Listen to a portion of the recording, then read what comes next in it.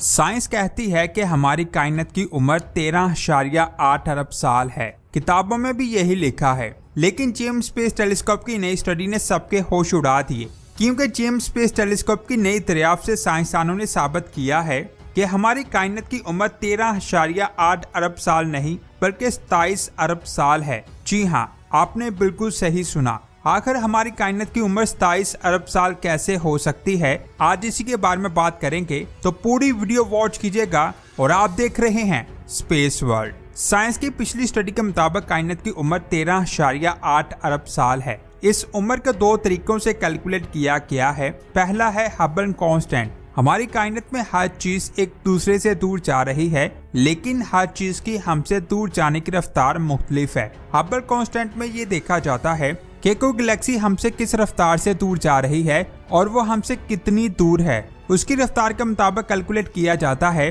कि इस वक्त वो जिस जगह मौजूद है वहाँ वो कितनी देर में पहुंची होगी। वो जो टाइम साइंसदानों के पास आता है वही उस गैलेक्सी की एज होती है। दूसरे तरीके में किसी भी गैलेक्सी से आने वाली रोशनी की रेड शिफ्ट को देखा जाता है।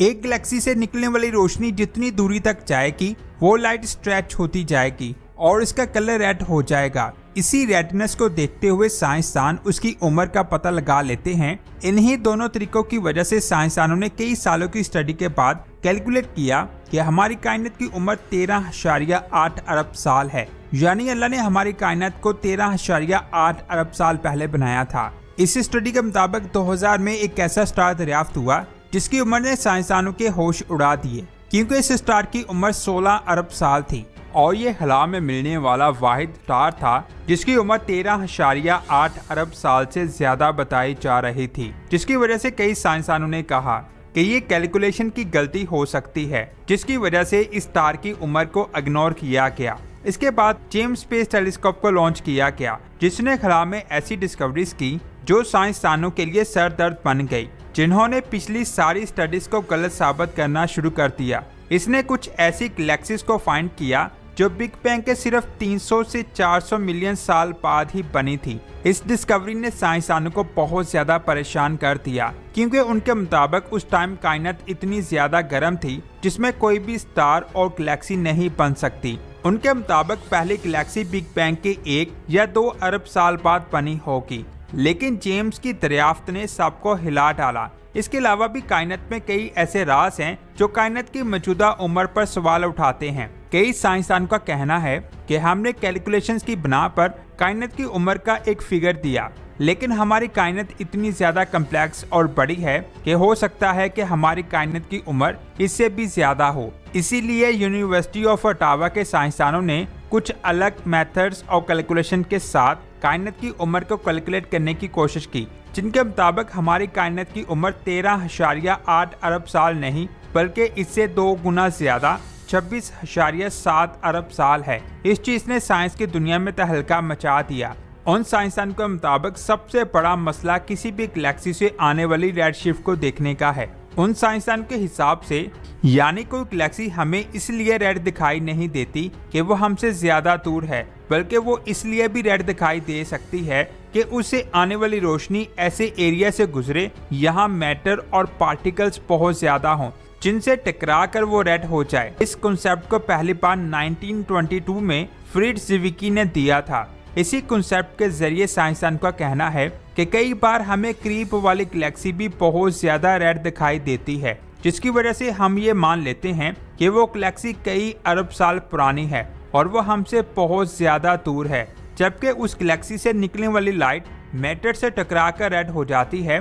अगर इस थ्योरी पर यकीन किया जाए तो कई गैलेक्सीज की लाइट तो रेड होते होते गायब भी हो जाती होगी, जिन्हें देखना बहुत ज्यादा मुश्किल है। कई साइंसदान का कहना है कि जिन वैल्यूज को हम कांस्टेंट मानते हैं, यानी हबल कांस्टेंट या कांस्टेंट ऑफ सी, असल में वो कांस्टेंट नहीं है बल्कि वेरिएबल्स हैं। यानी इन कांस्टेंट की वैल्यू सेम नहीं रहती, बल्कि बदलते हालात के साथ चेंज होती रहती है, जिसकी वजह से कायनात में हर चीज की रफ्तार कम या ज्यादा होती रहती है। मिसाल के तौर पर आज जो रोशनी की रफ्तार है, हो सकता है कि कल उसकी रफ्तार तेज हो या स्लो हो जाए। यानी वक्त के साथ साथ हर चीज की रफ्तार तेज और स्लो हो सकती है। इन्हीं सब चीजों को देखते हुए उन साइंसदानों ने इस थ्योरी को और आज के कलेक्ट किए गए डेटा को सामने रखते हुए जब कायनात की उम्र कैलकुलेट की तो जवाब 26.7 अरब साल आया। यानी कायनात की उम्र 26.7 अरब साल है। अब सोचने वाली बात यह है